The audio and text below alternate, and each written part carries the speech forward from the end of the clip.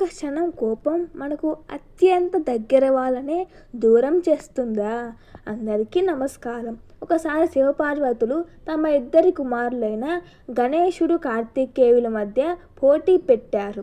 ప్రపంచం చుట్టి ముందుగా వచ్చేవాడు గెలుపు అని చెప్పారు. కార్తికేయుడు వెంటనే తన మయూరంపై ప్రపంచం చుట్టేందుకు బయలుదేరాడు.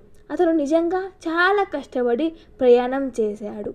ఇంతలో గణేశుడు తన తల్లిదండ్రుల చుట్టూ తిరిగి మీరిద్దరే నా ప్రపంచం అని చెప్పి గెలిచాడు. ఇది విన్న కార్తికేయుడు కోపంతో బాధపడి నన్ను మోసం చేశారు అనుకొని ఇంటిని వదిలి వెళ్ళిపోయాడు. కొంతకాలం తర్వాత తన తప్పు గ్రహించాడు. తల్లిదండ్రుల ప్రేమ అర్థం చేసుకొని తిరిగి వచ్చారు. మీరు ఎప్పుడైనా కోపంతో తప్పు నిర్ణయం తీసుకున్నారా? అయితే కామెంట్ చేయండి. Thank you for watching. Please share and subscribe and like.